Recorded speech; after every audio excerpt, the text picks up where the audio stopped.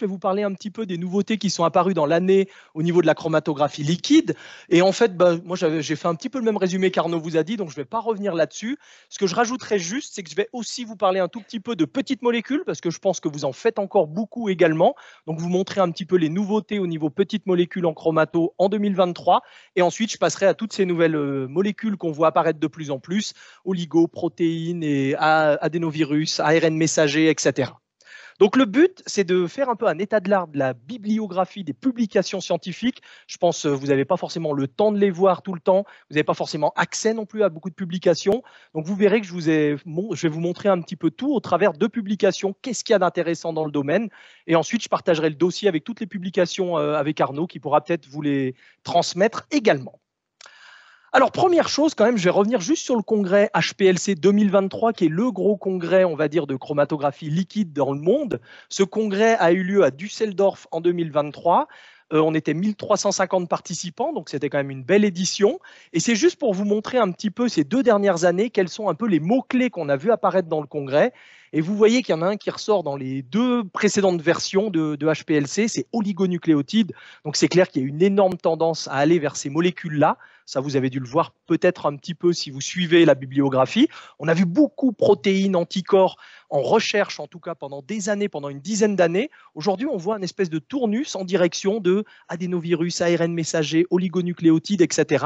Alors vous faites encore beaucoup d'analyses de contrôle qualité et autres. Donc peut-être vous êtes encore aussi beaucoup sur anticorps protéines. Mais nous, en pure recherche, clairement, il y a eu un virage qui se fait de plus en plus vers ces nouvelles molécules plutôt à base d'acide nucléique et un petit peu moins à base d'acides aminés. On a aussi tout ce qui est chromato multidimensionnel. Vous voyez que ça apparaît dans les 2 cas également. Et puis, on a vu apparaître 1 ou 2 mots-clés à Düsseldorf assez intéressants. C'est tout ce qui est un peu sustainability, green, etc. J'ai vu qu'à l'entrée du bâtiment, il y avait justement des affichages et autres. Je crois que c'est vraiment des choses vers lesquelles on veut tous essayer d'aller, donc de rendre nos activités un peu plus sustainable. Donc, c'est vraiment des mots-clés qui sont apparus également dans le congrès. Et puis, il y en a d'autres, vous le voyez, bioinertes, biopharmaceutiques, qui apparaissent bien sûr toujours. Donc, si je résume un peu les tendances de ce congrès HPLC, et vous verrez qu'on va y revenir après, en gros, voilà un peu les grosses tendances. Alors, biopharmaceutique et oligonucléotides, ce qu'on voit apparaître aujourd'hui, c'est des colonnes de sec, par exemple, qui font seulement 1 mm de diamètre. On y reviendra, je vous expliquerai un petit peu à quoi est-ce que ça peut servir. C'est surtout quand on va coupler avec la spectrométrie de masse. On voit apparaître toujours des colonnes avec des plus petites tailles de particules, en particulier des particules, vous le voyez, de 1,1 micromètre. Ça, il y a un groupe aux États-Unis, donc c'est le groupe de Bob Kennedy qui est très spécialisé là-dedans, qui monte à des pressions complètement folles. Vous le voyez, 2500 bars, toutes petites particules. Donc c'est un petit peu l'avenir peut-être de l'UHPLC. On verra si c'est le cas ou pas. En tout cas, aujourd'hui, on est un peu bloqué à 1500 bars et des particules de 1,6, 1,7 microns. On peut certainement aller un petit peu plus bas. Et l'autre chose, ça c'était nos travaux en particulier, donc des colonnes ultra courtes qui sont aussi potentiellement intéressantes. Je vous en reparlerai un petit peu, de seulement quelques millimètres pour pouvoir faire des séparations de protéines ou d'oligonucléotides. Tout ce qui est côté vert, sustainable, voilà un petit peu les tendances. Alors, il y a des mesures du côté vert, des méthodes qu'on utilise. Donc ça, vous pouvez télécharger des calculateurs Excel, par exemple, qui vous permettent d'évaluer la méthode qu'on utilise, est-ce qu'elle est suffisamment verte ou non. Et vous pouvez aller de la préparation d'échantillons jusqu'à la détection.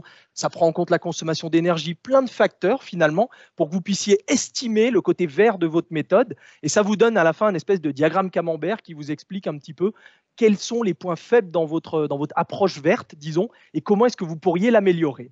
Donc tout ça, c'est des choses qui sont gratuites, disponibles sur le net.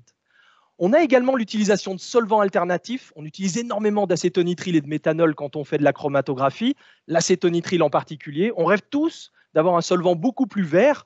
Alors, il y a eu une liste de solvants verts qui a été donnée. Parmi ces solvants verts, le diméthylcarbamate et l'éthylactate sont les solvants verts qui sont potentiellement les plus prometteurs comme remplacement de l'acétonitrile, sauf qu'en fait, ils sont quand même très visqueux. Ça veut dire que ça va vous générer beaucoup de pression dans la colonne. Et deuxièmement, ils sont parfois peu solubles dans l'eau, comme c'est le cas du diméthylcarbamate. Donc, vous pouvez mettre maximum 20% de diméthylcarbamate. Donc, c'est clair que ce n'est pas du tout aussi flexible que quand on est avec de l'acétonitrile ou du méthanol, qui sont pour l'instant irremplaçables, en gros. On a beau essayer, on n'y arrive pas encore. Peut-être qu'il y a des autres alternatives qui viendront. On a ensuite des gens qui font des choses intéressantes toutes proches de vous. Donc, c'est le groupe de Frédéric Linen en Belgique, à Gand, qui utilise beaucoup de la chromatographie qu'on appelle température responsive. Je vous en reparlerai après. Le but, finalement, c'est de travailler avec de l'eau pure uniquement dans les colonnes et de pouvoir faire des applications où d'habitude, on utilise de l'acétonitrile ou du méthanol. J'ai juste fait le teaser. Je vous donnerai après comment est-ce qu'on fait ça. SFC un petit peu, ça vous en faites pas forcément, donc c'est moins intéressant. Tout ce qui est multidimensionnel, et ça, on a eu une belle présentation de Dwight Stoll pendant le congrès HPLC, qui avait cette petite maison ici en bas, qui expliquait un petit peu comment est-ce que ça a évolué la chromatographie bidimensionnelle. Et ce qu'il nous disait aujourd'hui, finalement, c'est que le point le plus faible, en fait, c'était le développement de méthode quand on fait de la 2DLC. C'est ça qui est un peu le plus compliqué parce qu'on a des contraintes dans les deux dimensions. Et bien entendu, quand on change un paramètre dans une dimension, ça a un impact sur l'autre dimension au niveau du débit ou autre. Donc, c'est vraiment très compliqué à développer. Et lui, ce qu'il prône, c'est d'essayer d'avoir des outils automatisés, finalement, pour faire du comprehensive 2DLC. Et il a déjà mis sur son site web un outil Excel qui peut être téléchargé pour pouvoir aider au développement de méthodes. Et je pense que ça va continuer un petit peu de se développer. Et ensuite, ça vous avez dû en entendre parler, je vois que vous êtes très équipé Waters, donc Waters sont un peu obsédés par ça en ce moment, avec tout ce qui est un peu les stratégies de passivation pour rendre les systèmes un peu plus bio-inertes, avec la sortie en particulier du système Waters premier. Et donc ces stratégies-là, on en a aussi beaucoup entendu parler pendant le congrès HPLC. Donc voilà un peu les tendances, puis vous allez voir que je vais revenir sur certains de ces mots-clés par la suite dans la présentation. Alors, la présentation, je vais commencer avec des petites molécules, un peu ensuite je passerai aux différentes catégories que je vous ai listées précédemment. Alors les petites molécules, juste déjà, je vais vous reparler juste un tout petit peu de ces histoires d'absorption non spécifique. Donc tout ce qui est bio-inerte, finalement, en gros, ces systèmes, est-ce qu'on en a vraiment besoin? Est-ce que par exemple le système premier de Waters, il fait vraiment une différence énorme par rapport au système que vous avez actuellement? Et je vous dirais, la réponse est non. La réponse, c'est la colonne qui fait tout. C'est-à-dire que la surface de contact de votre échantillon avec les tubes du système, ça va se passer en quelques secondes, voire même en dessous de la seconde. Par contre, le temps que le composé va passer dans la colonne pour pouvoir s'absorber sur les parois en métal ou sur le frité d'entrée, le frité de sortie de la colonne, c'est là que tout va se jouer. Ça veut dire qu'en gros, la colonne, elle va contribuer à peu près à 95% de l'absorption, de tous ces problèmes d'absorption qu'on va avoir. Et les frités, ça a été démontré, ça contribue, dans cette revue justement, ça contribue à 80% à peu près. Ça veut dire que c'est vraiment le matériau des frités qui est le plus important, plus que le tube lui-même et beaucoup plus que l'instrument qui est autour. Donc vous ne faites pas non plus, entre guillemets, berner, c'est-à-dire que l'instrument, il est peut-être bien, il n'y a pas de souci, mais par contre, il n'apportera pas une méga valeur ajoutée sur ces problèmes d'absorption. Et c'est pareil pour les autres fabricants. C'est vraiment les colonnes qui sont importantes, et là, vous verrez une différence importante sur des molécules qui sont, par exemple, avec beaucoup de groupements phosphate ou autres. Donc voilà.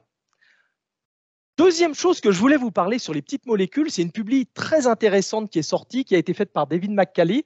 Donc cette publi, elle résume un gros problème qu'on a quand on fait du ILIC. Je ne sais pas si vous faites beaucoup de ILIC, mais en ILIC, c'est très intéressant pour analyser des composés polaires.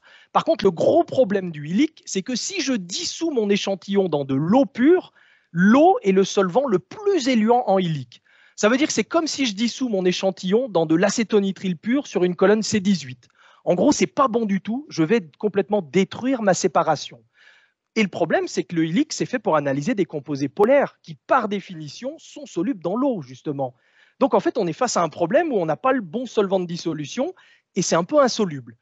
David McCally, ce qu'il a proposé et qui est à mon avis très intéressant, c'est de faire finalement au niveau de l'injecteur, on peut faire un programme d'injection sur les systèmes Waters par exemple, dans lequel vous pouvez dire je veux injecter 1 microlitre de mon échantillon, il va prélever 1 microlitre dans l'aiguille, et ensuite ce que vous pouvez faire c'est mettre un vial qui contient par exemple de l'acétonitrile et lui dire une fois que tu as prélevé 1 microlitre de l'échantillon, prélève-moi 5 microlitres d'acétonitrile. Et en fait ce qui va se passer c'est qu'on va faire un petit plug d'acétonitrile puis un petit plug de notre échantillon. Et l'acétonitrile, qui est très peu éluant en ILIC, va freiner en quelque sorte mon plug d'échantillon que j'ai injecté. Et au lieu de se disperser, de se diffuser, ce qui donnerait des pics dégueulasses à la fin, au contraire, on va le focaliser, notre petit plug qu'on a injecté. Et au final, puisqu'on l'a focalisé, on va avoir des pics qui sont juste parfaits. Donc l'idée est très simple, toute bête. Et en fait, il l'a appliqué au mode Illic et il a démontré qu'en fait, voilà, on le voit ici sur des exemples que je vais vous expliquer juste en 2 petites secondes. Donc, si vous voulez, dans ce cas-là, on utilise une phase mobile qui contient 90% d'acétonitrile. C'est classique en Illic. Et on a dissous notre échantillon dans 90, 70, 50% d'acétonitrile. Et ce qu'il faut regarder, par exemple, c'est noir et marron. Vous voyez que quand j'ai un échantillon qui est dilué dans quelque chose de très proche de la phase mobile, il y a très peu de différence, noir et marron, pour un composé. Et plus j'ai des différences de force éluante entre ma phase mobile et mon solvant d'injection, plus je vais avoir une grosse perte d'efficacité et donc de performance globale. Et vous voyez qu'en fait, ce problème-là, eh ben, on peut le résoudre. Là, ici, on le résout, le problème, tout simplement, ou en grande partie, on le résout, tout simplement en ajoutant un petit plug de 4 microlitres d'acétonitrile. Donc ça, c'est une stratégie qui est assez intéressante et qui pourrait être utile, disons, si vous faites du mode Illic, y compris peut-être aussi sur des protéines. Chose, c'est également un groupe belge que vous connaissez sans aucun doute, Gert Desmet, donc à Bruxelles. Vous savez qu'il avait monté une société qui s'appelle Pharmafluidix, qui vendait un peu des colonnes assez particulières de chromatographie, dans lesquelles on n'a plus des billes de silice qui la remplissent, mais on a un truc qui est mécaniquement fabriqué, si vous voulez bien, et qui est en fait des pilars, ça veut dire des piliers de silice qui sont hyper bien organisés. Il n'y a plus du tout de désorganisation au niveau de la phase stationnaire. Donc c'est le schéma qu'on a ici, on le voit, on a ces espèces de piliers et on va faire la séparation ici. Et cette technologie pharmafluidique a été rachetée par Thermo maintenant. Et ce qu'ils ont fait, c'est que maintenant, il y a une deuxième génération de colonnes qui est sortie. Et dans cette deuxième génération de colonnes, vous le voyez à gauche, la taille des piliers est 2 fois plus petite et l'écartement entre les piliers est aussi 2 fois plus petite. Ça veut dire qu'il faut avoir 2 fois plus de précision pour pouvoir créer ces piliers beaucoup plus petits. Donc ça, ce n'était pas possible à l'époque. Aujourd'hui, avec les nouvelles machines, c'est faisable. Ils ont réussi à créer ces colonnes-là. Et grâce à ces colonnes, vous voyez que, alors ça c'est des courbes de Van Demter, c'est peut-être pas forcément facile à lire, mais plus on est bas, plus ça veut dire qu'on aura des pics fins, une grande efficacité. Et c'est le cas, vous voyez qu'entre la première génération qui est la courbe en noir et la deuxième génération de colonnes qui est la courbe en rouge, on améliore très nettement les performances.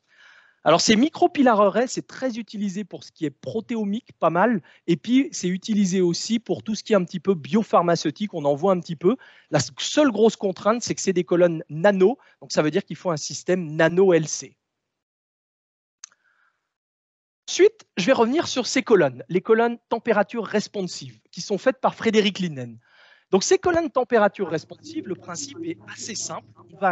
On va remplir la colonne avec un polymère dont les propriétés vont changer en fonction de la température. Et de façon intéressante, ce polymère, il va être plus ou moins hydrophobe en fonction de la température qu'on va donner. En quelque sorte, quand on change la température de 50 degrés à 5 degrés, on est en train de changer la colonne comme si on avait une C18 et qu'on passait à une C4 puis à une C1 finalement en gros. Donc on est en train de changer complètement l'hydrophobicité, donc on change la rétention des composés. Et donc, on peut utiliser de l'eau pure, puisqu'en fait, on est en train de faire un gradient de phase stationnaire, si vous voulez bien. Vous n'avez plus besoin de faire un gradient de phase mobile. Donc, vous pouvez utiliser uniquement de l'eau pure dans votre phase mobile et vous pourrez avoir une séparation grâce à ça. Alors, cette technologie-là, il l'a utilisée ici dans un système 2D, donc sur lequel il va mettre cette fameuse colonne avec un polymère thermoresponsive. Vous le voyez ici et vous voyez le gradient qu'il fait là, qui part de 50 et qui va jusqu'à 5 degrés. Et dans la deuxième dimension, il a été mettre une colonne chirale qui permet finalement de compléter la séparation en termes de sélectivité. Mais ces colonnes thermoresponsives ne sont pas encore commercialement disponibles. Par contre, je pense que ça peut devenir quelque chose d'intéressant le jour où ça deviendra peut-être disponible pour utiliser des phases mobiles beaucoup plus à base d'eau et limiter la quantité d'acétonitrile ou de méthanol. On a ensuite quelques approches qui sont faites également pour coupler de la chromatoliquide avec de la SFC. Et je dirais qu'aujourd'hui, je vais vous en parler très brièvement, je sais que vous ne faites pas de SFC, mais c'est juste parce que ces deux méthodes-là sont ultra complémentaires en termes de sélectivité, d'où l'intérêt. On peut le faire soit en ligne, soit hors ligne. Alors hors ligne, ça veut dire qu'on collecte plein de fractions de la première dimension et ensuite on analyse chacune des fractions avec la méthode de deuxième dimension hors ligne finalement. Et en ligne, c'est tout automatisé avec les boucles. Comme vous savez, finalement, on fait la première dimension, on stocke dans une boucle et directement, on réanalyse la boucle très rapidement dans la deuxième dimension. Alors évidemment, il y a beaucoup de contraintes quand on est en ligne, c'est ce qu'on appelle de la comprehensive 2DLC. Avec cette approche-là, on a beaucoup de problèmes, surtout d'incompatibilité de solvants de travail, disons, entre la RPLC et la SFC.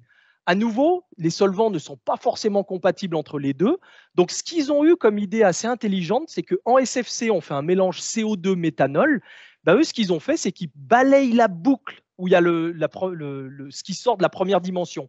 On la balaye avec du méthanol et on rajoute le CO2 après. Donc, finalement, le mélange, il est fait après l'interface de DLC. Et grâce à ça, ils ont un gros effet de focalisation et ils arrivent à améliorer énormément la compatibilité entre les deux dimensions, au lieu de classiquement balayer la boucle avec la phase mobile de deuxième dimension, qui est un mélange directement méthanol-CO2. Alors, j'irai pas plus loin parce que vous ne faites pas de SFC. Maintenant, je vais passer à ce qui a sans doute fait le plus de bruit cette année, on va dire, c'est les oligonucléotides. Alors, je vais vous montrer pas mal de publications parce qu'alors là, il y en a eu vraiment beaucoup. Je vous ai sélectionné un petit peu le best-of, on va dire, mais les oligos, ça, c'est vraiment très, très à la mode. Premièrement, vous le savez sans doute, les oligos, la méthode de référence, c'est de la chromatographie de Perdion avec de la triéthylamine et du HFIP, ce qui n'est pas forcément très cool, mais c'est quand même compliqué de trouver une alternative qui fonctionne beaucoup mieux que la Perdion. Donc la Perdion, malheureusement, c'est un peu imparable quand on doit analyser des oligonucléotides. Ces oligos en Perdion, il y a une revue qui est sortie d'un groupe suédois de Tony Forstent, où vous aurez ici un truc qui est hyper exhaustif. Si vous voulez vous mettre dans la Perdion des oligos, vous lisez cette publi-là, honnêtement, vous comprenez déjà une bonne partie des problèmes et quelles sont les solutions qui peuvent être proposées. Maintenant, si on va un peu plus dans les oligos, alors il y a des choses qui commencent à être intéressantes et qui pour moi me surprennent un petit peu.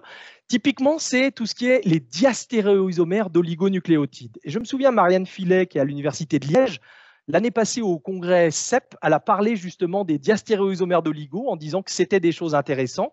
Et effectivement, on le voit maintenant, vous le voyez avec Genentech ici. Donc, ils s'intéressent finalement, et ça c'est quelque chose de compliqué. Vous savez que quand on a des oligos, on a normalement des phosphodiesters comme liaison entre chaque nucléotide. Et ce qui est de plus en plus à la mode, c'est de remplacer ce phosphodiester par un phosphorothioate avec un atome de soufre. Et le problème, c'est que cet atome de soufre va être chiral et va nous donner donc 2 stéréoisomères. Et vous imaginez bien que si vous faites ça à chaque oligo et que vous avez chaque nucléotide, pardon, et que vous avez un oligonucléotide qui possède 20 nucléotides, à la fin, vous vous retrouvez avec 2 puissance 20 stéréoisomères, ce qui est complètement hallucinant à séparer. Donc, c'est un gros problème. Et par contre, malheureusement, a priori, d'après ce qui est écrit dans cet article, il y a des chances que la FDA, à un moment, elle demande de s'intéresser aux diastéréoisomères d'oligo. Alors, eux, dans leur étude, ce sur quoi ils sont, les gens de Genentech, ce sur quoi ils se sont intéressés, c'est des oligos qui sont relativement simples, on va dire. Vous les voyez en haut ou en bas. C'est des oligos qui possèdent seulement 5 nucléotides, donc c'est très petit. En général, des oligos, c'est plutôt 20 nucléotides, très souvent, les standards. Ici, on est avec 5 nucléotides et ils ont entre 1 et 2 phosphorothioates dans ce cas-là. Et vous voyez les performances qu'ils arrivent à obtenir sur une colonne ilique, c'est ce qui est en haut, et les performances qu'ils obtiennent sur une colonne de Perdion, c'est ce qui est en bas. Donc en ilique, on peut avoir un petit début de séparation, ne rêvez pas, c'est pas top. En Perdion, vous le voyez, c'est un petit peu mieux quand même pour séparer les 2 ou 4 diastéréoisomères qu'on a à disposition. Mais malgré tout, vous imaginez bien que c'est des cas ultra simples. Si on va vers un vrai oligo avec que des liaisons phosphorothioates, clairement, on n'y arrivera jamais. Donc, il va vraiment falloir travailler, trouver des solutions pour cette problématique des diastéréoisomères d'oligo. Chose intéressante, on a vu apparaître pour la première fois cette année l'utilisation de la SFC pour caractériser des oligonucléotides. Ça a été fait par Shimadzu. Donc, à nouveau, c'est quelque chose de totalement innovant qui n'avait jamais été vu ni fait précédemment. Donc, c'est intéressant pour une publication scientifique. Maintenant, est-ce que ça a du sens pour vous? La réponse est certainement non, pas beaucoup. Pourquoi? Parce qu'à nouveau, ils se sont concentrés sur des oligos très petits. Vous le voyez, ils ont 4 nucléotides seulement. Et ils ont clairement dit que pour aller vers des plus gros oligonucléotides, il faudrait revisiter complètement la méthode parce qu'elle n'est pas applicable en l'état. Pourquoi? Parce que la SFC, on utilise un mélange de CO2 et de méthanol. Le CO2, c'est à peu près aussi apolaire que de l'hexane. Donc, je vous laisse essayer de solubiliser un oligonucléotide qui est ultra mégapolaire dans de l'hexane. Vous verrez que ça ne marche jamais. Donc, en gros, il y a vraiment une contrainte. Plus on a un oligonucléotide, moins il sera soluble dans la phase mobile de SFC au final. Et donc, c'est quand même un peu contre nature de faire ça. Mais ce qui est intéressant, c'est que ça apporte par contre des sélectivités qui sont assez différentes de celles qu'on observe en perdion, en ilique ou en échange d'anions. Finalement, c'est une espèce de méthode supplémentaire qui n'est pas du tout encore assez aboutie. Ça, c'est clair et net. Les performances sont encore très limitées. Et vous le voyez sur les chromatogrammes, ceux du haut fonctionnent plutôt bien. Ceux du bas, c'est un peu plus la catastrophe, finalement, ou du milieu ou du bas. Donc, c'est clair, plus on met de guanine, plus c'est la galère. En gros, ce qu'on connaît déjà, on sait bien que quand on met des T, des thymines, on a des beaux pics en général. C'est pour ça qu'on a des poly DT. Quand on fait des tests, par exemple, chez tous les fabricants, on nous donne des poly DT. Dès qu'on met de la cytidine ou de la guanine, ça devient beaucoup plus compliqué à analyser. Mais par contre, ce qui sort, c'est qu'on a une espèce de sélectivité un peu unique pour les liaisons phosphodiester, pour différencier un phosphodiester d'un phosphorothioate. Donc, pourquoi pas? Ensuite, alors celle-là, à mon avis, c'est la meilleure publication de l'année, carrément. Donc, c'est l'analyse d'oligonucléotides en mode RPLC sans perdion, en faisant simplement sur une colonne habituelle, en utilisant juste de l'eau, de l'acétonitrile et de l'acétate d'ammonium ou du formate d'ammonium. Alors, ça a été fait par quelqu'un qui est très connu en chromato, hein, c'est Michael Lammerhofer, qui est en Allemagne. Et l'idée, c'est qu'il a utilisé une colonne très particulière qui est vendue par Chiral Technologies et qui est commercialement disponible. Alors, vous voyez un peu le nom barbare de la colonne, polybutylène terephthalate. Donc, c'est de la silice, malgré tout. C'est une colonne à base de silice avec un greffon qui est très particulier et que je vous ai montré ici tout en haut à droite. Et regardez ce que j'ai mis entre crochets tout en haut. Vous voyez que c'est un polymère, finalement, qui a été greffé. Et ce polymère, vous voyez un peu sa structure. Et ce qu'il a d'intéressant, c'est qu'à cause de tous les groupements chimiques qu'on a mis, il va être capable à la fois de faire des interactions pi-pi, des interactions dipôle-dipôle et des liaisons hydrogènes. Ça veut dire qu'en gros, et ça tombe bien parce que quand on met l'oligo en face, eh ben, on a des bases azotées qui sont donc pi-pi, qui ont des liaisons pi et qui pourront donc interagir avec les parties pi de la phase stationnaire. On a également des dipôles dans la structure d'un oligonucléotide et beaucoup de liaisons hydrogènes possibles. Donc en gros, ce qu'on est en train de faire, c'est de la chromatographie qu'on appelle mode mixte. Ça veut dire qu'on ne fait plus uniquement, par exemple, juste de l'interaction hydrophobe ou juste de la liaison hydrogène. On est en train de mélanger les mécanismes de rétention. Et grâce à ça, eh ben, vous voyez ici, il y a 3 exemples qui sont là, avec des siRNA et les impuretés. Et vous voyez que tout ça, ça a été fait avec cette colonne un peu magique, entre guillemets, et simplement de l'ammonium acétate ou de l'ammonium formate. Et c'est vraiment quelque chose qui, à mon avis, va certainement révolutionner un petit peu la façon dont on analyse les oligos, parce qu'on n'a plus besoin de mettre de triéthylamine et toutes ces cochonneries pour la spectrométrie de masse. Donc là, on y arrive finalement sans aucun additif bizarroïde et on fait juste de la RPLC avec une colonne très particulière. Donc, je vous invite vraiment à aller voir cette publication. Puis, il y avait une deuxième, là, vous voyez, c'est partie 1 et il y avait une partie 2 également. Donc, c'est vraiment un travail très, très complet et qui démontre vraiment son intérêt. Maintenant, peut-être juste un mot alors sur nos travaux à nous. Cette année, on a publié la possibilité d'analyser des oligonucléotides avec des colonnes ultra courtes pour faire des analyses extrêmement rapides. Alors, c'est des choses qu'on avait développées un petit peu sur les anticorps monoclonaux, les protéines, et c'est des choses qu'on a essayé d'appliquer finalement dans le cas des oligonucléotides. Alors, en 2 mots, comment est-ce que ça marche? Alors, si on regarde les modèles de rétention en chromatographie, donc, log de K à gauche, on est en train de regarder le facteur de rétention. Ça veut dire est-ce que mon composé il est très retenu ou pas par ma colonne. Et je lui ai mis une échelle logarithmique. Et de l'autre côté, le phi en bas, c'est le pourcentage d'acétonitrile dans la phase mobile.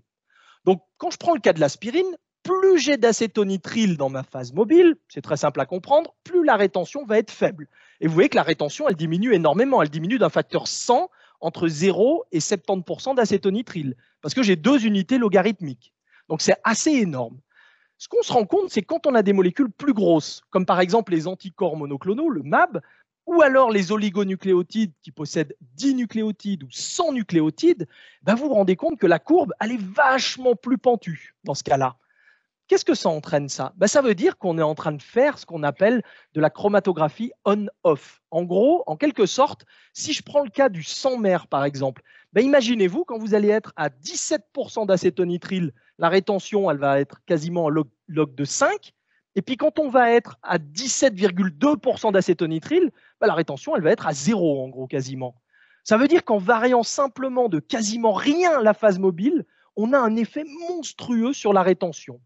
En d'autres termes, on fait de la chromatographie dans un sens très bizarre, puisqu'avec ces grosses molécules, on est en train d'absorber ces molécules super fort à l'entrée de la colonne, elles ne bougent pas, et quand on est à la bonne composition, elles passent dans la colonne hyper rapidement sans faire aucune interaction.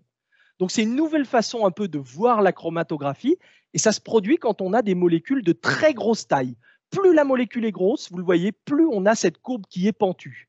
Et avec les oligos, ça semble encore pire, parce que vous voyez qu'un oligo qui fait 30 kg Dalton, il aura une pente plus élevée que l'anticorps qui fait 150 kg Dalton. Donc avec les oligos, a priori, on a vraiment beaucoup ce mécanisme de rétention on-off. Alors vous allez me dire, à quoi est-ce que ça sert ce mécanisme de rétention on-off? Ce que je viens de vous expliquer, c'est que tout se passe au tout début de la colonne finalement. En gros, au début de la colonne, on va avoir la molécule qui va être accrochée de façon infinie, puis quand on a la bonne composition, elle va être décrochée et tout le reste de la colonne, il ne sert à rien du tout.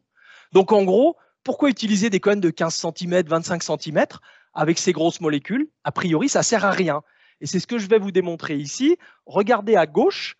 À gauche, vous avez le même gradient, les mêmes débits de phase mobile, et vous utilisez une colonne de 150, 50, 5 mm. Entre les trois séparations, vous voyez qu'elles sont aussi bien, voire même celles du bas ou celles du milieu sont même meilleures qu'avec la colonne la plus longue. On a une capacité de pic un petit peu plus élevée. Donc, quelle que soit la longueur de la colonne, on a toujours des performances qui sont identiques, puisqu'on n'utilise que les premiers millimètres de la colonne. Et ça nous dit quoi? Ça nous dit que ça ne sert à rien d'utiliser des colonnes longues. Donc, si on a des colonnes très courtes, potentiellement, on peut se dire, pourquoi ne pas essayer d'aller beaucoup plus vite? Et c'est ce qu'on a essayé de faire ici. Alors bien sûr, là, on perd un peu en performance, mais vous voyez que là, on est avec un run en 30 minutes. Là, on est avec un run en 1 minute. Donc, on a quand même des séparations qui peuvent être faites extrêmement rapidement avec des colonnes ultra courtes. Donc, ces colonnes ultra courtes, c'est intéressant. Déjà, du 5 ou du 3 cm qui sont commercialement disponibles seront plus intéressants que des colonnes de 15 ou 25 cm pour analyser ces grosses molécules, oligos, anticorps, etc. On a ensuite autre chose, on a fait autre chose également au labo. On a travaillé sur un paramètre additionnel, on va dire, de la chromatographie liquide. Alors, on sait qu'en chromatographie, on va ajuster la température, les conditions de gradient, la nature de la phase stationnaire. Et nous, ce qu'on a voulu démontrer, c'est que la pression en chromatographie liquide pouvait être un paramètre supplémentaire pour affiner un peu les sélectivités. Alors, comment est-ce qu'on a fait ça? Vous le voyez, ici, on a un système HPLC tout à fait classique avec une pompe, un passeur d'échantillons et une colonne. Et on a le détecteur qui est ici à la fin. Avant le détecteur, on a rajouté ici, vous voyez, un T, et on a rajouté ici un petit bout de tube de 5 cm avec un diamètre très petit. Le but de ce tube, ça va être de générer beaucoup de pression, parce qu'il a un diamètre hyper petit de seulement 25 micromètres. Donc, ce qu'on va faire, c'est qu'on va rajouter une deuxième pompe. Bon, ça, vous savez le faire chez vous, vous avez des systèmes de DLC ou autres. On rajoute une deuxième pompe, et cette deuxième pompe, on va pomper par exemple de l'isopropanol, qui est très visqueux. Cet isopropanol, quand on le pompe et qu'il va avoir ce tube derrière, ça va donc générer beaucoup de pression à cet endroit-là. Et on va pouvoir choisir quelle pression on veut générer ici, tout simplement en jouant sur le débit de la pompe. Quand je mets un débit très faible, j'aurai peu de pression générée. Et quand j'augmente le débit, j'aurai beaucoup plus de pression. Donc en gros, j'ai un système dans lequel je fais une séparation classique, mais en plus, je peux lui dire, rajoute-moi 100 bars à la fin, ou rajoute-moi 500 bars à la fin, ou rajoute-moi 1000 bars à la fin. Et ça, il pourra le faire facilement avec le débit de la deuxième pompe. Et ce setup, regardez, on l'a utilisé pour des oligonucléotides. Ici, on a un mélange avec des poly-DT, donc on travaille un peu en fondamental, donc c'est clair qu'on n'a pas des échantillons très intéressants ici. Donc, un oligo qui contient 40 thymines, 60, 80 ou 100 thymines. Et dans ce cas-là, vous voyez que la séparation classique avec un gradient ampère-dion, à gauche, on a quand même une séparation difficile entre les composés 3 et 4. Et vous voyez que maintenant, ce qu'on va faire, c'est qu'au lieu de faire un gradient classique, on va faire travailler la deuxième pompe pour lui rajouter de la pression. Et vous le voyez, je vais rajouter de la pression au cours du temps. Ça veut dire que je fais un gradient de débit sur la deuxième pompe pendant l'analyse.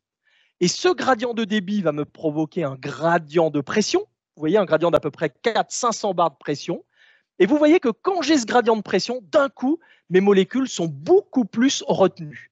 Tout simplement parce que la pression, elle va impacter en particulier le volume molaire de ma molécule. Ça veut dire que ma molécule, elle va plus ou moins se folder, se replier sur elle-même en fonction de la pression qu'on va avoir. Et donc plus ou moins exposer ces parties hydrophobes et donc plus ou moins être retenues en chromatographie. Et ce qui est très intéressant, c'est que vous voyez, si j'applique ce gradient de pression, c'est ça qui est le plus convaincant, quand j'applique ce gradient de pression entre les pics 3 et 4, regardez, les pics 3 et 4, maintenant, j'ai une séparation qui est énorme entre ces deux pics. Donc, en gros, la pression peut devenir un paramètre supplémentaire pour la séparation de ce type de molécules oligonucléotides. Juste un mot peut-être sur l'orthogonalité. Je vous ai parlé beaucoup de perdion. Sachez qu'il y a 3 grandes techniques chromatographiques qui sont utilisées pour les oligos. La perdion, l'échange d'anions et le mode Illich. C'est aujourd'hui les 3 les plus utilisés. Alors de loin, la perdion, c'est le plus utilisé. L'échange d'anions, c'était la technique historiquement le plus utilisée, qui est aujourd'hui beaucoup remplacée par la perdion. Et le Illich, c'est un peu l'outsider qui finalement, on sait qu'on n'a pas besoin de mettre des agents de perdion. Donc on se dit pour la spectrométrie de masse en particulier, ce serait très sympa. Donc ces 3 modes de chromatographie ont été comparés de façon très systématique, je crois que c'est par Eli Lilly, c'est ça, aux US. Et en fait, ils ont comparé ça. Et ce qu'ils se sont rendus compte, c'est quand on travaillait sur des poly d'été, comme l'exemple que je vous montrais juste avant, on s'en fiche un peu, les poly d'été, c'est pas très intéressant. Quand on en a 10, 20, 30, 40, en fait, la sélectivité, comme on le voit en haut à gauche, elle ne change pas beaucoup selon le mode de chromatographie qu'on utilise. Jamais on aura le DT20 qui va sortir avant le DT10, par exemple. Ce sera toujours 5, 10, 15, 20, etc. Pas très intéressant comme échantillon. Ce qui était plus intéressant, c'est ces 3 échantillons-là, ici, qui sont analysés, le même échantillon qui est analysé en IPRP, en Illich et en échange d'anions, où là, il y avait vraiment des short mers, des longues mers, différents types de modifications qui apparaissent. Et ce qu'ils se sont rendus compte, c'est qu'au final, le Illich, c'était le mode qui donnait la plus grande orthogonalité avec la perdion. Donc le mode Illich, c'est avec lui parce que vous faites un mécanisme de rétention qui est très différent, qui n'est pas beaucoup basé sur la charge, alors qu'en perdion ou en échange d'anions, c'est très basé sur les charges quand même. Alors qu'en Illich, c'est plutôt basé sur les liaisons hydrogènes, justement, le mécanisme de rétention. Donc au final, le Illich est le mode le plus orthogonal, mais par contre, quand vous voyez la largeur des pics qu'on a ici ou là, et puis qu'on la compare avec la largeur des pics qu'on a en IPRP, en gros, il n'y en a aucun qui arrive au niveau de l'IPRP. C'est vraiment la perdion qui nous donne les pics les plus fins possibles. Donc le Illich est prometteur pour la sélectivité. Par contre, on a un problème de pics pas mal élargi quand on travaille en mode Illich. De toutes les liaisons hydrogènes qu'on peut faire. Bien entendu, je viens de vous parler d'orthogonalité. Donc l'orthogonalité, elle va être intéressante. Pourquoi ? En particulier pour aller faire de la chromatographie bidimensionnelle, de la 2DLC. À nouveau, la 2D, c'est quelque chose, comme je vous l'ai montré au congrès HPLC, qui est très à la mode en ce moment dans tous les groupes de recherche, on va dire, et vous en faites aussi un petit peu, Arnaud m'a montré un peu vos équipements. Donc cette publi-là, elle est assez intéressante à nouveau en 2023, toujours pareil. Donc ce que les auteurs ont fait, donc c'est en Angleterre, ils ont fait de la perdion dans la première dimension sur un vrai échantillon. C'était un oligo qui avait une 20 normalement c'est un 20 mers, voilà c'est ça. Donc sur un oligo tout à fait classique, vous voyez qu'en perdion, voilà ce qu'on arrive à séparer. Donc c'est quand même pas très très joli. On a quelques séparations, mais elles sont quand même pas exceptionnelles. Donc, ce qu'ils ont fait, c'est qu'ils ont collecté des fractions, 6 fractions en particulier, et ils ont pu les réinjecter finalement dans la deuxième dimension. C'est ce qu'on appelle du multiple earth cutting. Arnaud m'a montré, vous êtes équipé avec du multiple earth cutting, donc vous pourriez tout à fait envisager de faire ce genre d'application. Et l'idée, pourquoi est-ce que c'est intéressant ? C'est que de ces pics tout moches qu'on avait là-haut, voilà ce qu'on arrive à obtenir. Ici, on voit des séparations de différents pics dans les différentes fractions qu'on peut ensuite potentiellement aller identifier. Donc en gros, la 2D, pensez aussi que pour les oligos, c'est une technique qui peut avoir du sens parce que les oligos, c'est quand même des échantillons très compliqués en termes d'impureté en particulier. Ça a beau être des choses qui sont synthétisées chimiquement, Ça ressemble beaucoup plus en termes de complexité à des anticorps ou des protéines plutôt qu'à des petites molécules. Parce que le problème, c'est que quand on fait la synthèse, on rajoute un nucléotide, un autre nucléotide, un autre nucléotide. À chaque fois, on doit purifier, etc. entre chaque étape. Donc, c'est un peu comme quand on synthétise des peptides sur support solide, c'est la même chose. Et à chaque fois, on rajoute des impuretés. Plus l'oligo est long, plus il aura des tonnes d'impuretés dedans. Donc, vraiment, d'avoir des méthodes bidimensionnelles, même couplées à la spectrométrie de masse, c'est quelque chose qui a beaucoup de sens. Voilà pour les oligos, voilà pour les petites molécules. Maintenant, on va arriver à ce qui est un peu plus protéines et anticorps. Donc ça, c'est des choses que je pense vous faites assez couramment au sein du laboratoire. Et donc, ce qu'on a vu apparaître en particulier, c'est tout ce qui est sec avec des beaucoup plus petits diamètres de colonnes. Alors, il y a mon collègue Sabols Fekete qui travaille chez Waters, qui a testé un petit peu l'utilité de ces colonnes 2,1 mm de sec. Sachez que classiquement en sec, on est avec du 7,8, voire même du 4,6 mm, mais du 2,1 mm, c'est beaucoup moins classique. Pourquoi est-ce que c'est beaucoup moins classique? Eh bien, parce qu'on a un gros problème en sec.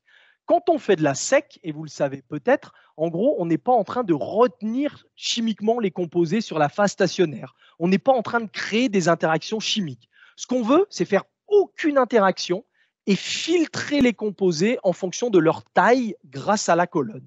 Mais on veut limiter les interactions chimiques. Ça veut dire qu'on n'a pas de rétention. Et si on n'a pas de rétention, ça veut dire que le composé ne passe pas beaucoup de temps dans la colonne, proportionnellement, puisqu'il n'est pas retenu par la colonne. Donc, en gros, on se rend compte que l'instrument qu'on utilise aura un impact énorme sur la qualité de la séparation, tout simplement parce qu'on est en train de travailler avec des composés qui ont des K égales à 0, des facteurs de rétention égaux à 0. Donc, en gros, dans ce cas-là, l'instrumentation aura un impact sur la qualité de la séparation. Et c'est ce qu'on voit ici. Regardez, Sabols, il a fait la comparaison d'une colonne de 4,6 mm et 2,1 mm. Alors, si j'avais fait ça en mode RPLC, vous auriez eu les mêmes courbes, mais en sec, on voit bien qu'on perd énormément en efficacité. C'est ce qu'on observe ici en particulier pour les plus grosses espèces. On se rend compte qu'on a une efficacité de 20% résiduelle par rapport aux 100% qu'on devrait avoir. Donc, les colonnes de 2,1 mm, oui, ça marche, mais il y aura des concessions à faire. Vous allez perdre beaucoup de nombre de plateaux théoriques. Vous allez potentiellement diviser par 2, 3, 4 les performances par rapport à une colonne de 4,6 mm. C'est ce qu'on discutait avec Arnaud sur le système quand vous faites du Mols, par exemple, après la sec, vous utilisez plutôt des colonnes de 7,8 mm parce que la cellule de Mols, elle est très grosse et du coup, ça ferait potentiellement des pertes bien plus importantes au niveau de la séparation si on utilisait une colonne de 4,6 mm. Donc, en gros, on diminue le diamètre de colonne, ça marche. Et vous le voyez ici avec des exemples. Là, on sépare des agrégats de rituximab, ici d'étanercept. Mais par contre, la résolution qu'on a ici, elle serait meilleure sur une colonne de 4,6 mm. Alors, il y en a qui ont été encore plus loin. C'est en Hollande, alors un groupe également très connu, de Robert Thomsen en particulier. Lui, il a carrément utilisé des colonnes de 1 mm. Alors, vous allez me dire, pourquoi est-ce qu'on veut absolument réduire la taille des colonnes de sec? Tout simplement parce qu'on a envie d'aller vers la spectrométrie de masse. C'est ça qu'on a en ligne de mire, c'est-à-dire que plus on a une colonne qui a un diamètre petit, plus on utilisera un débit qui est faible, et donc moins on fera rentrer de sel dans le spectromètre de masse, et donc meilleure sera la sensibilité. Donc c'est ça l'idée de passer à des colonnes de 4,6, puis 2,1, puis maintenant carrément 1 mm. Alors dans ce cas-là, vous voyez que le débit il est ultra faible, plus petit que 15 microlitres par minute. Et avec ce genre de débit-là, voilà ce qu'on peut obtenir. Donc, les mots-clés un petit peu à garder en tête, c'est l'aspect sensibilité. Bien sûr, on va augmenter la sensibilité grâce au fait qu'on envoie beaucoup moins de sel dans le spectromètre de masse. Donc, on va pouvoir potentiellement, si on le souhaite, du coup, puisqu'on en envoie beaucoup moins, augmenter la concentration de sel volatile et du coup, éviter un peu tous les problèmes d'absorption ou autres qui peuvent se produire parfois. Et eux, ce qu'ils ont fait de très intéressant, c'est ce qui est écrit à la fin ici. Et ça, vous utilisez aussi pas mal les colonnes de trappe dans vos systèmes 2D. Mais trapper la protéine avant l'analyse en sec, tout simplement pour pouvoir éliminer un maximum de cochonneries qu'on a dans l'échantillon et pour pouvoir mettre un solvant qui est le plus adapté possible pour l'injection en sec. Et quand on fait ça, ben voilà ce qu'on a avec un débit classique, voilà ce qu'on a avec un micro-débit. On a des états de charge qui sont comparables, mais une sensibilité, vous le voyez ici, qui est quand même nettement meilleure qu'en haut.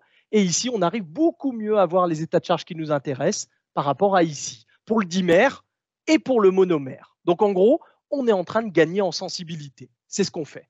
Par contre, il y a beaucoup de compromis à faire et les colonnes ne sont pas commercialement disponibles. On en est encore au 4,6. Tout ce que je vous montre, il y a beaucoup de recherches. Ça va venir certainement, mais on n'y est pas encore aujourd'hui. Alors, une autre chose sur la SEC qui me paraît très intéressante, que je n'ai jamais testée, mais je voudrais juste vous montrer quand même, c'est du travail qui est fait par Fabrice Gritti, qui travaille chez Waters. C'est ce qu'on appelle le recycling SEC, par exemple, ou le recycling LC en général. Alors, je vais m'expliquer, je vais juste vous montrer un petit peu ce que c'est. L'idée est très simple, c'est d'avoir finalement deux colonnes jumelles de SEC qui font par exemple 150 par 4,6 mm et d'utiliser un système de vannes qui va nous permettre finalement de transférer une fraction de la colonne A vers la colonne B, puis de la colonne B vers la colonne A, puis de la colonne A vers la colonne B. On continue comme ça, on va faire une espèce de ping-pong. Vous allez me dire à quoi est-ce que ça sert? Ben, tout simplement, ça va servir à virtuellement augmenter la longueur de la colonne. C'est-à-dire que si vous mettriez, ici on a mis 10 colonnes en série. Si vous faites ça un jour, vous verriez que la pression elle explose, vous ne pourriez jamais faire la manip. Donc ce qu'on fait, c'est que virtuellement, on va réussir à augmenter la longueur de la colonne avec un jeu de vannes. Et vous voyez très bien quand vous avez en haut à gauche, regardez, vous avez une colonne de 15 cm par 4,6 mm. Et pour ceux qui font de la SEC, vous avez dû être confronté à ce genre de problème. Vous voyez que le fragment qu'on a derrière le pic principal, il n'est pas très bien séparé. Donc on se dit, bah, je vais prendre une colonne de 25 cm. Puis après, je suis au bout. Je ne peux pas aller beaucoup plus loin, en fait, à cause de la pression. Là, ce qu'ils font d'intelligent, c'est qu'ils peuvent, grâce au système de switch, de vannes de switch, mettre 1, 2, 3, 4, 5, 6, 7, 8, 9, 10. Regardez là où on est maintenant, la séparation entre le fragment qu'on avait là-haut et le pic principal. On arrive à quelque chose qui est absolument énorme. Donc on arrive vraiment à améliorer les choses tout en maintenant une pression qui est tout à fait raisonnable et qui correspond à la pression qu'on a dans une colonne. Donc c'est une approche qui est assez intéressante, qui mérite peut-être de regarder un petit peu plus et qui se fait avec des vannes de switch et qui, dans certains cas, peut peut-être vous aider à résoudre des problèmes où on n'a vraiment pas de sélectivité. Voilà. Dernière slide sur la SEC, après je passe à autre chose, mais la SEC, c'est très utilisé bien sûr pour les anticorps et les protéines. Je voulais juste vous montrer cette publi également de Jonathan Bones, qui est très connu, qui est au NIBERT en Irlande. Et lui, ce qu'il a fait, c'est qu'il a démontré, alors vous avez peut-être entendu parler un petit peu du Charge Detection Mass Spectrometry, c'est un nouvel instrument qui vient un peu d'apparaître, on va dire, sur le marché il n'y a pas très longtemps, hein, Arnaud, je ne sais pas combien de temps que quelques années, ouais, voilà, c'est assez récent. Et cet instrument-là, maintenant, il est commercialisé par Waters, si je ne me trompe pas.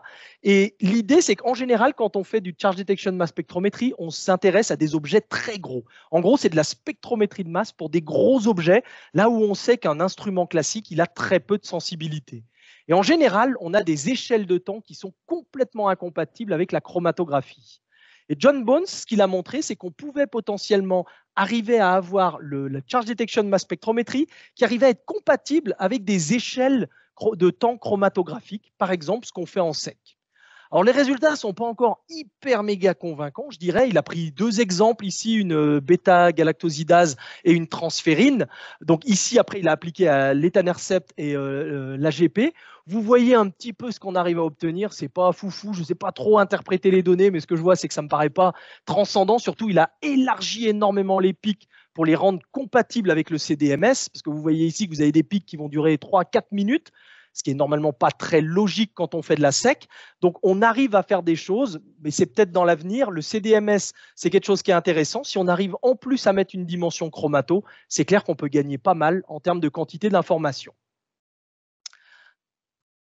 Alors, juste un mot sur les bispécifiques. Vous devez certainement en avoir à analyser, puisque je pense que c'est très à la mode également. Ces bispécifiques, c'est toujours compliqué d'arriver à séparer les homodimères des hétérodimères. Je m'explique, quand on a un bispécifique, en général, on a deux morceaux d'anticorps différents qu'on essaye de fusionner ensemble. Et l'idée, c'est qu'une des grandes impuretés qu'on a dans ce format-là, bah, c'est d'avoir simplement l'anticorps le même, finalement, d'un morceau qui se construit, ou l'autre morceau qui se construit également. Pardon, j'étais un peu vite. Donc, je ne sais pas si vous voyez ce que je veux dire. En gros, c'est soit on a l'hybride, soit on a l'un ou l'autre qui se construit normalement.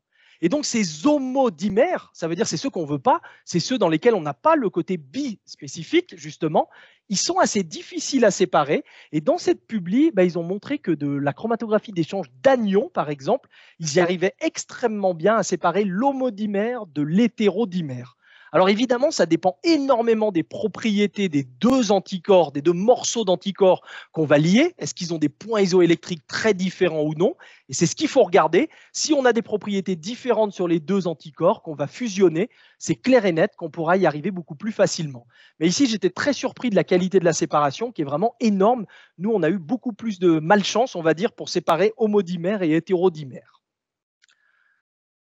Alors, juste un mot quand même sur des choses un peu plus compliquées, on va dire, donc de la 2DLC, puis on peut aller beaucoup plus loin. Je voulais juste vous montrer cette diapositive-là. Alors, multidimensionnelle en général, je vous ai dit, on en parle un petit peu partout. L'idée est, je ne sais pas si vous vous souvenez, mais il y a quelques années en arrière, on a participé à ça également. On a fait un peu des expériences en 4DLC, c'est-à-dire qu'on faisait de l'échange d'ions dans une première dimension, on récoltait une fraction, par exemple un variant acide. Ce variant acide, on le réduisait avec du DTT, on le digérait ensuite avec une colonne immobilisée trypsine et on faisait un peptide mapping derrière MS. Tout ça automatisé en ligne avec 4 dimensions de chromatographie plus la MS. Très compliqué. Le gros problème de ça, c'est que ces colonnes immobilisées trypsine, elles sont assez difficiles à trouver et elles ont une résistance sur le long terme qui est quand même assez limitée. Et les gens de Roche se sont mis avec les gens de Genentech pour aller trouver une nouvelle approche. Et vous la voyez ici, l'idée est assez intéressante, je trouve. En fait, c'est de faire quelque chose de très différent, puisqu'en fait, ils vont utiliser maintenant, vous le voyez, des enzymes en solution qui vont intégrer dans leur système multidimensionnel. Et finalement, ils vont pouvoir faire, au niveau de l'interfaçage des dimensions, faire la digestion directement à partir d'enzymes en solution plutôt qu'avec une colonne qui est immobilisée avec de la trypsine. On peut faire ça aussi avec de la pepsine si on le veut, on peut faire ça avec du DTT, on peut rajouter quelque chose pour déglycosyler, de la PNGase F ou autre. On peut faire absolument ce qu'on veut parce que maintenant, c'est une solution qu'on rajoute ici dans le setup. Alors le setup n'est pas forcément très simple à comprendre et à développer, très certainement, mais l'idée, c'est que ça nous enlève un petit peu une épine du pied avec cette histoire de colonne immobilisée de trypsine qui n'est pas forcément facile à trouver et résistante. Voilà. Alors ensuite, il y a aussi quelque chose qui se développe pas mal au niveau multidimensionnel. Alors on peut faire de l'analytique, bien sûr, caractériser un variant très en détail, par exemple. Et ce qui est intéressant, c'est que maintenant, en ligne, ce qu'on veut faire aussi, c'est qu'on veut faire de l'analyse plutôt fonctionnelle. Ça veut dire mettre un des variants face à un récepteur physiologique qui est immobilisé sur une colonne de chromatographie pour aller voir son affinité. Faire un petit peu ce qu'on fait en SPR finalement sur, en gros, de la chromatographie. Et donc, il y a un groupe de Chinois ici, et Kun Sandra a présenté ça au congrès HPLC également, il l'a fait aussi.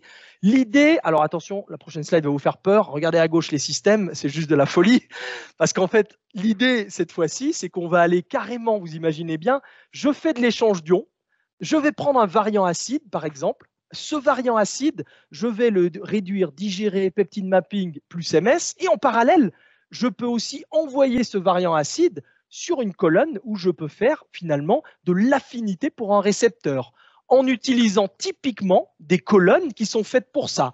Vous voyez, par exemple, il y a Tozo qui vend une colonne FC gamma R3A, qui a un récepteur assez intéressant ici pour aller connaître un petit peu l'ADCC, tout ce qui est un petit peu fonctionnel, les fonctions effectrices au niveau de l'anticorps. Donc en gros, vous pouvez avoir une idée. Est-ce que votre variant acide, est-ce que son affinité pour le récepteur et donc son ADCC change beaucoup par rapport à la molécule qui nous intéresse, qui est la molécule principale? Et on peut faire ça pour chacun des variants qu'on observe sur le chromatogramme. Tout de façon totalement automatisée. Et voilà le genre de chromatogramme qu'on peut obtenir ensuite ici pour pouvoir voir un petit peu l'affinité. Donc, en gros, on est en train de faire de l'échange de cations avec une colonne où on fait de la chromatographie d'affinité. Donc, on arrive à faire de l'analyse fonctionnelle en ligne. Alors, on y arrive aussi grâce à Roche, parce que Roche, ils ont commercialisé des colonnes à base avec des récepteurs immobilisés en particulier. Donc, vous le voyez ici, c'est une publi qui vient de sortir en 2013 également. Ici, dans ce cas-là, ils ont sorti une colonne sur laquelle ils ont immobilisé le C1Q. Donc, c'est tout ce qui est complément. Je ne sais pas si vous connaissez un petit peu au niveau des fonctions effectrices. Donc, en gros, ils ont réussi à immobiliser le complément pour aller faire un petit peu des tests fonctionnels. Et ce qui est très intéressant donc ici, c'est qu'en fait, Roche, il propose à la fois le FC gamma R3A, le FCRN et le C1Q en termes de chromatographie d'affinité, ce qui veut dire qu'on peut tester finalement notre anticorps de point de vue fonctionnel directement sur une colonne de chromatographie. C'est pas fait pour calculer des constantes d'affinité, c'est surtout fait pour faire des comparaisons de l'eau ou des choses comme ça. C'est là où ce sera vraiment intéressant. Le gros problème de ça, c'est que la colonne, elle coûte de l'ordre de 6 000 € à peu près chez nous, en tout cas en Suisse. Je ne sais pas, chez vous, ça doit être à peu près pareil, très certainement. Et elle est faite pour faire 100 analyses dessus uniquement. Donc, c'est quand même des colonnes qui sont fragiles et ultra chères, puisque bien sûr, on immobilise des récepteurs physiologiques sur la colonne. Mais sachez que ça existe et que ça peut être quelque chose d'intéressant et de facilement utilisable. Slide sur cette histoire de protéines anticorps, juste pour vous dire, j'ai vu que vous étiez équipé aussi en A4F. Arnaud m'a montré 2 instruments que vous aviez chez vous. Donc, c'est l'asymmetric flow field flow fractionation.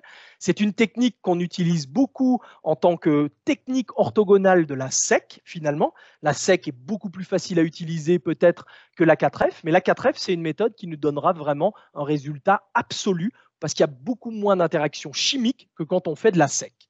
La 4F, là où elle pêche un peu, c'est que c'est bien, on observe des pics. Pour les identifier, on peut prendre le MOLS, bien entendu.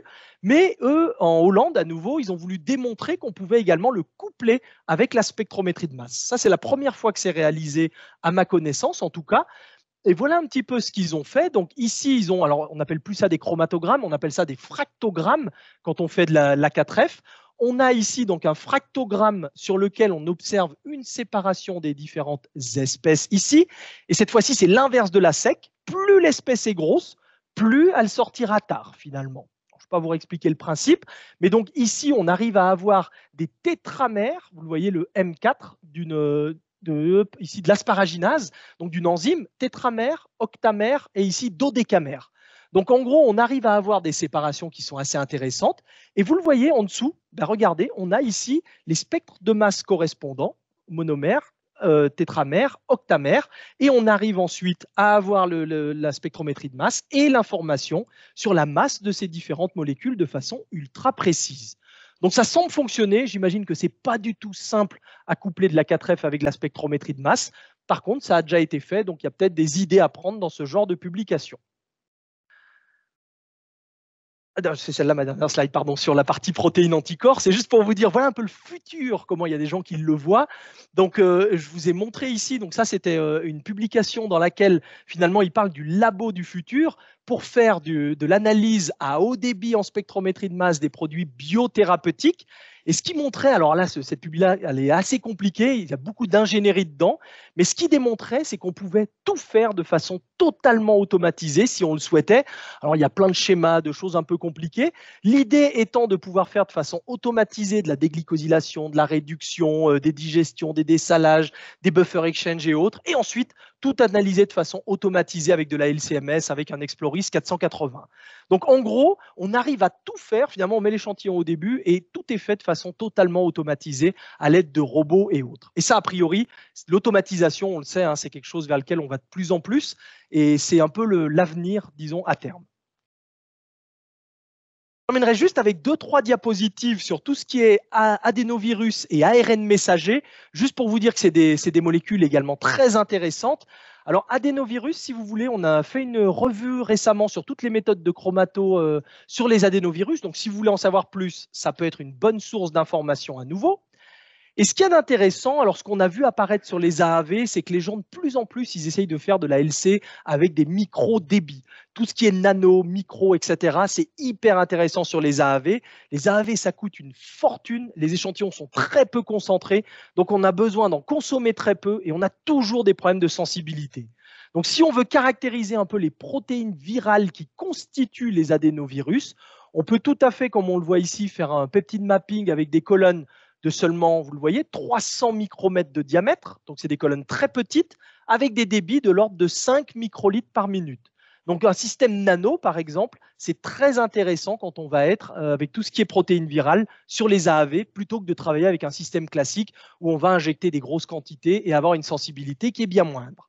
Donc, en gros, on consomme moins, on a une meilleure sensibilité et on a une couverture de séquence qui est excellente avec de la micro LCMS.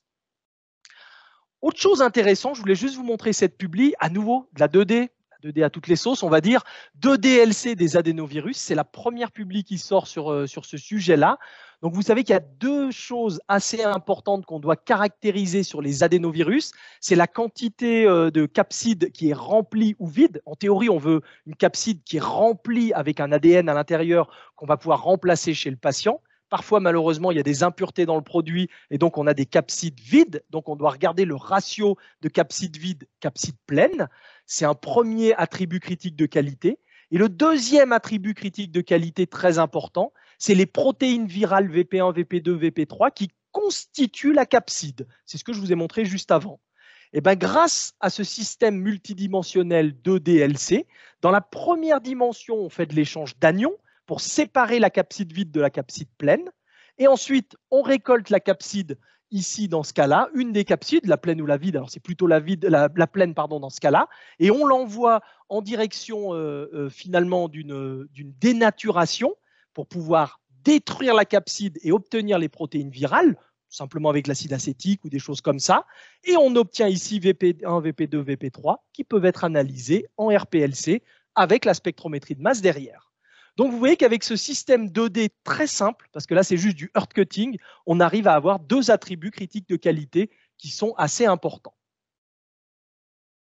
Bon, un mot sur l'ARN messager. À nouveau, il y a une excellente publi, une revue qui est sortie cette année aussi sur toute la chromatographie des ARN messagers. Ça, c'est quelque chose d'assez nouveau. Vous verrez qu'il y a peu de références. Donc, du coup, cette revue, elle est plus que bienvenue parce que l'ARN messager, ça a vraiment le vent en poupe aujourd'hui avec les vaccins Covid, bien sûr, et également pour traiter le cancer et plein d'autres maladies potentiellement assez intéressantes. Donc, l'idée, il y a une publi à nouveau qui était sympa, qui est celle-ci. Alors, sur l'ARN messager, il y a un attribut critique de qualité, c'est ce qu'on appelle le poly-A-tail. C'est-à-dire que sur un ARN messager, on a toujours une queue qui contient à peu près entre 100 et 200 A, adénine, finalement. Donc, cette queue, elle est très importante pour qu'on ait l'expression de l'ARN messager et autres. Et cette queue, il faut la caractériser, il faut regarder un petit peu, est-ce qu'elle est de la bonne longueur, est-ce qu'elle n'est pas trop hétérogène et autres. Et pour faire ça, Waters ont développé un système dans lequel, hop, je vous le montre ici, finalement, ils vont utiliser une enzyme, la RNase T1, qui va donc couper sélectivement la queue poly-A-tail, puis ça va couper bien sûr à d'autres endroits, mais ça on s'en fiche, ça ne nous intéresse pas. Ce qu'on va récupérer, c'est juste cette queue poly-A-tail, et quand on utilise cette enzyme, tous les autres fragments, ils font à peu près entre 3 et 20 nucléotides, mis à part ce dernier fragment qui va faire plutôt entre 100 et 200 nucléotides. Donc, on va pouvoir facilement se focaliser sur ce fragment-là. Et ce fragment-là, le poly-A-tail, justement, on va pouvoir faire deux techniques, soit de la chromatographie d'exclusion, dans laquelle on peut voir directement finalement l'hétérogénéité de cette poly-A-tail. Vous le voyez ici, le 124, et puis vous voyez ici qu'on en voit tout un tas d'autres. Ou alors on peut aller se focaliser en chromatographie de perdion, où on a une résolution qui est bien meilleure sur finalement chaque nucléotide. Vous voyez, on arrive à séparer le 123 du 124 du 125 et on peut avoir un peu l'hétérogénéité de cette queue poly-A-tail qui est assez critique. Voilà. Et la dernière slide, c'est celle-ci. C'est juste pour vous dire aussi sur l'ARN messager qu'il y a des choses qui commencent à être faites avec des colonnes de sec qui sont adaptées à ces très grosses espèces. Vous savez qu'en sec, c'est la taille des pores qui va régir la qualité de la séparation. Aujourd'hui, on était souvent limité à 300 angstroms, voire 500 angstroms. Ici, ils ont utilisé des colonnes de sec avec des tailles de pores plutôt de 1300 angstroms. Ça a été développé à nouveau par Waters en collaboration avec Genentech. Et avec ces colonnes qui ont des tailles de pores beaucoup plus grosses, la sec, elle arrive de plus en plus à faire des applications qui sont normalement faites en A4F. Donc, on arrive un peu à se rapprocher du monde de la 4F. Alors, pas encore, hein, mais on se rapproche un petit peu petit à petit. Et vous le voyez ici, alors ils ont testé 2 ARN messagers de 2 vendeurs différents. Et ils voient que finalement, la quantité de fragments et d'excipients dans celui-là par rapport à l'autre est très différente. Et la quantité d'agrégats également est très différente. Donc, on arrive facilement à comparer des échantillons d'ARN messagers, tout simplement avec une colonne de sec, avec des très grosses tailles de pores. Ça, ce n'est pas encore commercial, mais ça va arriver certainement l'année prochaine, ces colonnes-là. Et je crois qu'avec ça, j'ai terminé. Voilà.